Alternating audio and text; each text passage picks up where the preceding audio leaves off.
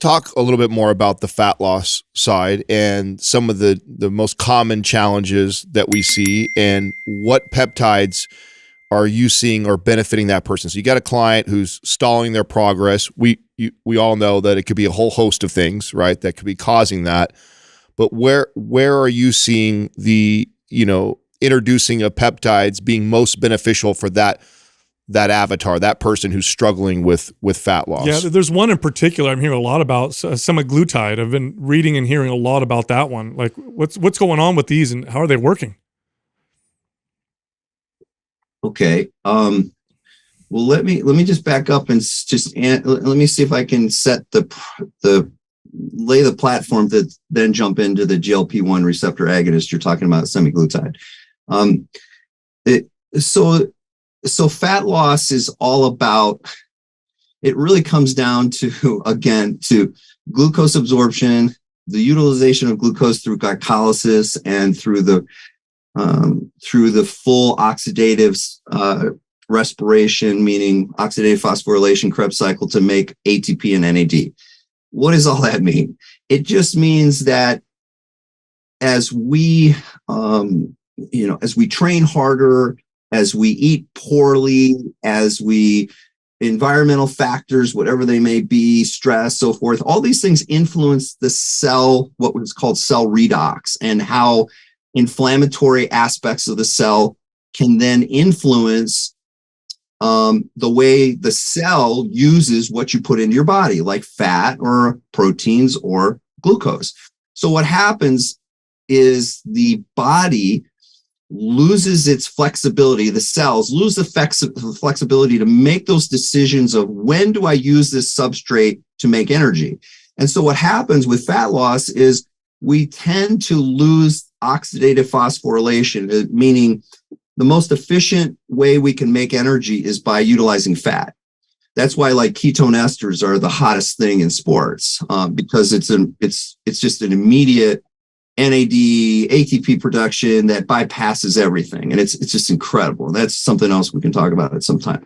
But the fat oxidation is so important in the maintenance of the cell and how it produces NAD and ATP. That's like people who take all these supplements and stuff, they just wipe out cell respiration. Too many people take so many of all this bullshit that just ruins the cell redox state, to where they can't lose fat, they become insulin resistant, they can't make muscle gains, because they think they're doing things to make the cell better because they're taking an antioxidant, where there's this small window of how that works. And, like always, a little bit of something is good. Too much of something that's good is bad.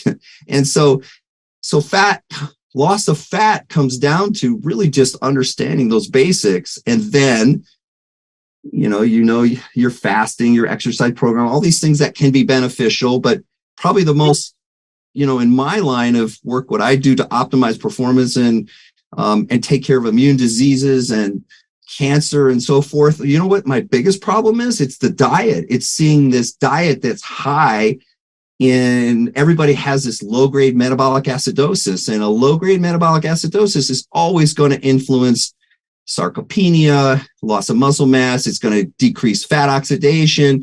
So those are some of the basic things that you have to work on first. And then if we get into the peptides, then it's about optimizing fat oxidation. And so how can we do that in a controlled fashion? Well, as I talked about before, endogenous growth hormone is one of those things that we have a lot of data on and know how we lose it.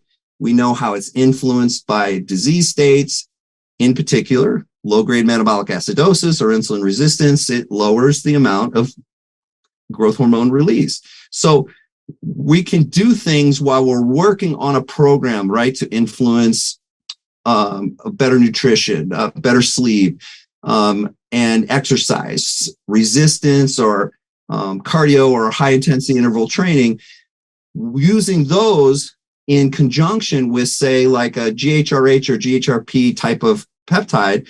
We can influence growth hormone endogenously to release like it should to take advantage of what it does. And that's all about body partitioning, improving fat oxidation, using fat as your main source of energy, letting you store glucose and use it a little bit later.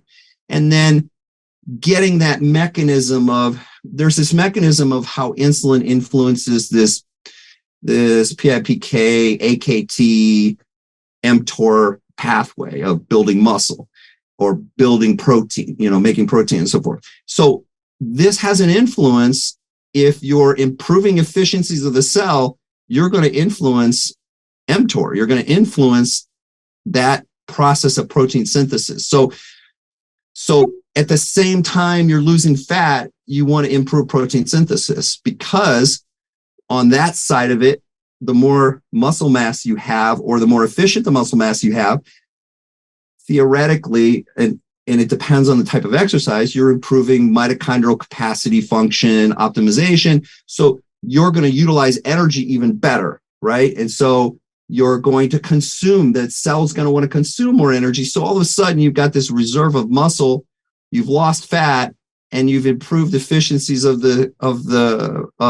muscle to where you're thriving now on that fat oxidation. And so that's the beginning of, trying to help people in losing, 5 to 15 pounds of, and body partitioning basis, basically of fat to muscle. And then you can get into, so then it's gone into, you bring up the GLP-1 receptor agonists like semaglutide. So I started lecturing on that about 6 years ago on these GLP-1s. And GLP-1s at the time were introduced. We studied these as neurocognitive type of peptides that were involved in, we were looking at them in Parkinson's and Alzheimer's and all of these ways we could improve executive function, cognition, neuroplasticity. And what we found out is that people were losing weight. And in going through the mechanisms, we understood that it had everything to do with improving insulin and improving beta cell function in the pancreas. And then, okay, right on that, Big Pharma jumped on it and said, well, diabetes is the biggest thing in the world. Let's go. And so the focus went off the brain and went right into diabetes. And so we had these incredible peptide agents that have been phenomenal in changing how we treat type 2 diabetes. And in fact, even some type 1 issues. But what was the side effect of these? The side effect was weight loss, because you were improving with GLP-1 receptors. So GLP-1 receptors like semaglutide you brought up, they're all different names, but they're all GLP-1 receptor agonists. They're made in the stomach. They're made by a particular cell that produces them based on when food comes into your body and you release this. Well, that gets influenced by disease, fat, all kinds of things. And so all we're doing is introducing more of that peptide to do its job in improving, again, fat oxidation. But it has many other pathways. So I haven't talked about what's wonderful about these peptides is it's not just one pathway. They have pleiotropic pathways, meaning many ways to get things done efficiently to make a cell better. And in particular, these GLP-1 receptor agonists are just phenomenal with their mechanisms of, number one, improving insulin production, but improving beta cell function in the pancreas, improving glucose absorption in the muscle, improving and decreasing muscle atrophy attributes that are there in the cell of the muscle. So basically they can they can decrease the effects of myostatin. They can decrease the effects of these muscle ring finger proteins and these atrogen ones that are like they're atrophy type of signaling agents that kind of grow as we get fat or as we get any kind of efficiencies we lose. Those things become more prominent, and it's why you lose muscle. So what's amazing with these GLP-1s is as you lose weight, you're not going to lose muscle mass. And that's incredible. That's incredible if you know how to use them appropriately and efficiently. Do we have pretty good controlled studies where we compare somebody who is utilizing this peptide and then those that are not, and like what the muscle, how much muscle one loses versus the other? I mean, do we have research around that yet to like really to substantiate that?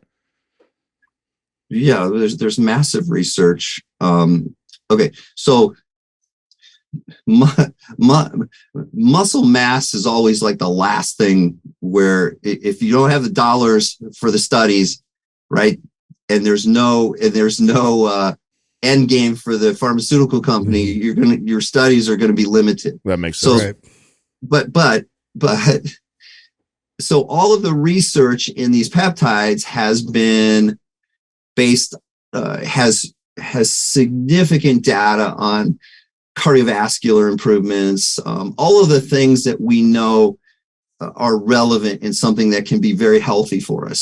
So let me just eliminate all those questions. I mean, kidney, liver, heart. Right now, your question is great timing because now it's focused on muscle, and the data is just coming out of, where do you start with all the studies? They start in a single organism, then they go into mice, and then they go into humans. And so now we do have human data that shows preservation of muscle mass, and it's incredible. But we knew this. I mean, we knew this before based on the mechanisms and the pathways, because the pathways never lie. The pathways are always right. So we know if you're activating, for instance, it only makes sense that if you're improving insulin sensitivity, and that means you're improving what insulin does in protein synthesis by encouraging this PI3K, AKTP, mTOR pathway, you're gonna make muscle, or you're gonna keep muscle. It's just, it goes to, as you guys are familiar, it goes to just the significance of the studies done on just stretching and how stretching can keep muscle mass, because it releases the signaling agents that influence those atrophy factors or stop myostatin. So, but to answer your question, yes, the studies are there now, and they're progressing because of the importance of having a peptide that has such a significance in improving efficiency, but maintaining, the biggest problem we have, and as you guys probably are really familiar with in what you do, is as people are getting older, they want to, the best thing you can do is maintain muscle mass. And because loss of muscle mass leads to disease, it leads to loss of bone, it leads to everything. And if we can improve that, we can save billions and billions of dollars in healthcare. And so it's getting there, and it's getting better. And we've just got more amazing data now to integrate now that last phase of muscle, and they've gone back to the brain now. So the research is going more now again on, Alzheimer's and Parkinson's and early cognitive dysfunction, issues like that. Interesting, because what's blowing my mind right now is one of the biggest challenges with weight loss is the metabolic adaptation that tends to happen, right? So if you look at studies on cutting calories and increasing activity, unless strength training is involved, you tend to see muscle loss along with weight loss, because the theory is that the body's trying to match energy intake, right? So what you're saying is through these GLP-1 agonist peptides, it's helping the fat loss process, but also maintaining your metabolism. In other words, it's keeping the muscle, helping your body burn body fat just by improving its energy utilization, this is remarkable. I've never heard it explained that way. And, as a trainer, I trained people for 2 decades.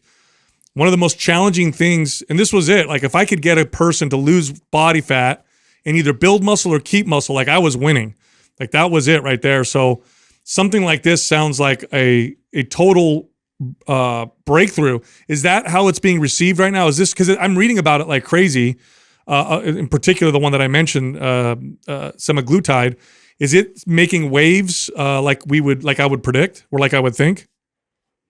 Well, I guess it depends on what you're asking. I mean, let me break down what you just said really quickly, and just to say that, remember, when with all of these weight loss type of diets, the most important thing you can do, that you have to do, is you've got to maintain protein intake. Yes. I mean, if you're not going to maintain protein intake, you're not going to make muscle, or it's going to be very difficult to maintain, because muscle needs protein. It's not something muscle makes. So you've got to put it in your body. And a lot of these diets lead into acid-base problems, and actually low grade metabolic issues that happen. And what happens with that? Well, the body has to compensate and maintain its pH. The way it does it is by taking amino acids from muscle, degrading it to buffer the slight acid change, basically the pH change. So that's why people lose muscle mass over time that's why diet is so crucial. And I'm a huge proponent of protein, but protein, right? Protein that you get in meat or anything like that is basically an acid. So you have to offset those acids with your fruits and vegetables to make sure that you're aligning that diet appropriately, or you have to take things like sodium bicarb, or like Alka-Seltzer Gold, things like that, to offset that acid-base balance. So a lot of times when you're in these problems with people with weight loss and losing muscle, you have to address these pH issues, or you're not going to go far either. So you change when you go into these massive, crazy diets, you change metabolism. You're changing things that are not potentially efficient for the patient. So you got to be very careful. You got to maintain diet. You've got to maintain protein, so that they can meet those goals. There's something. So you said, is this a craze? Well, it's turned out to be for fat loss, but it's done. In my opinion, nobody really understands. If you don't understand the mechanisms and why you're using it, and then how to count. So here's something else. This will be great for you guys. So as you focus more on this, and you have clients with this that are utilizing it with their docs and so forth, the issue you're going to see with these GLP-1s is, okay, they improve fat loss. They help maximize oxidation of fat, but they also work in the brain by reducing appetite.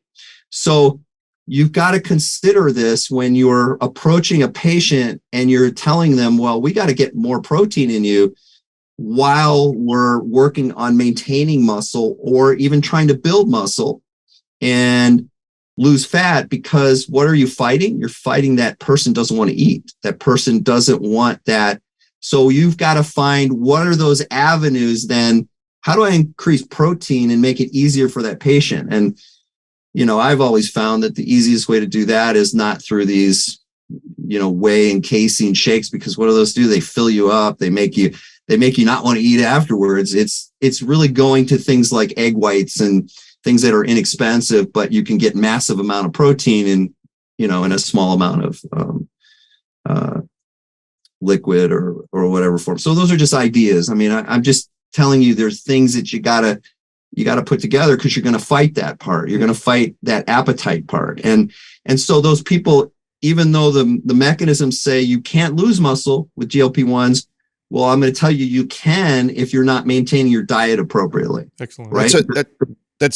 I'm so glad you brought that up, because when I look back at all the clients that I trained with fat loss, and to Sal's point, that would lose muscle, that is the greatest challenge. Yeah. One of the number one things I would see with all clients when I would assess their diet, the average American just does not get enough protein, and they definitely don't get enough protein to build substantial muscle. And then if you put that same person into a caloric restricted diet, they eat even less. So you're doing something that suppresses the appetite that is beneficial for fat loss. But then if you're not eating adequate protein, we're still in the same predicament. So yeah. What's funny about this, a good point. And what's funny about this is somebody who really has trouble with cravings and appetite, who really wants to lose weight, they're listening to this and like, hey, that doesn't sound like a bad side effect. It's going to make me want to eat less. But it's important. I'm so glad you said what you said, because you got to keep that protein intake high to, kind of maximize the muscle preserving effects.